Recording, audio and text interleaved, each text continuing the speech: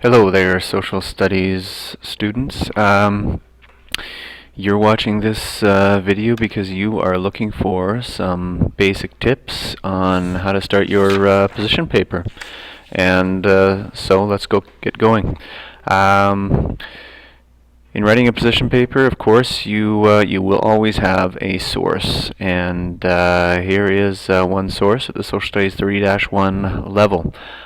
Society achieves its finest expression through the self-interest and freedom of individuals. When we adopt these principles, all individuals and groups truly benefit. So, with any position paper, you're always asked the basic question: to what extent should we embrace the ideological perspective reflected in the source? And really, the job of your introduction is to analyze that source and to demonstrate an understanding of the ideological perspective reflected in the source. And sometimes some of you struggle with really getting started in this introduction. And in that introduction, again, this is your main task. So, what I want to do is I want to give you three really quick tips in terms of how to get started. We'll use this source as an example. First, strategy number one, and this is a pretty basic one. Restate the question you've been asked. If we go back to the topic sheet here, well, here's the question. Again, the question doesn't change no matter what position paper topic or source is actually presented to you.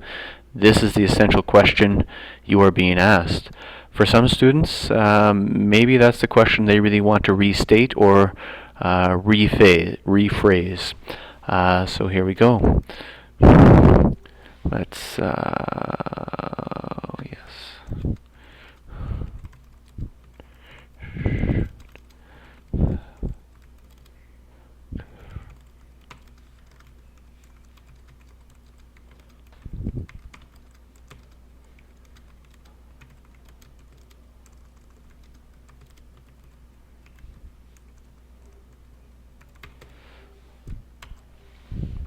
So there we have a simple restatement of the question. It's a little bit different in terms of the word choice used, but on the whole, it gets a person writing.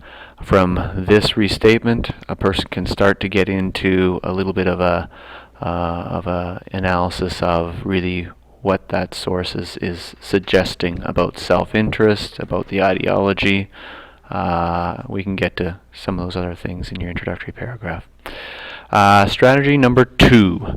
Start off with a question that reflects the issue presented by the source. So, again, your source says society achieves its finest expression through the self-interest and freedom of individuals. When we adopt these principles, all individuals and groups truly benefit. Well, it seems as though this source is really emphasizing these two concepts, self-interest and freedom. And it seems as though the source believes that, hey, you know what, individuals and groups, societies on the whole, they benefit. That, hey, this is a better society to live in than others.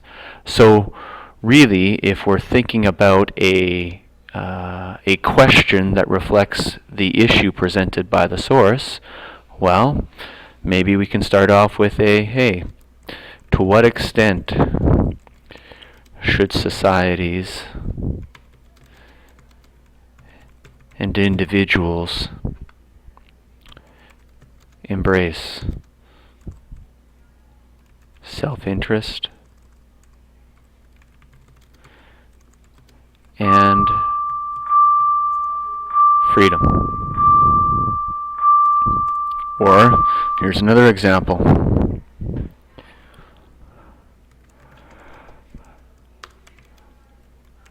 Are the values of freedom, or let's say, hey, is the presence of self-interest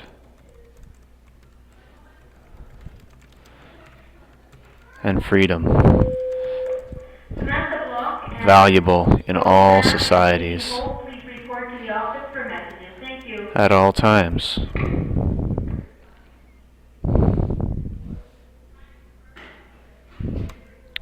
Again, by starting off with a basic question, hey, you know what? You're pulling out the core values and the core ideas of the source. You're starting in on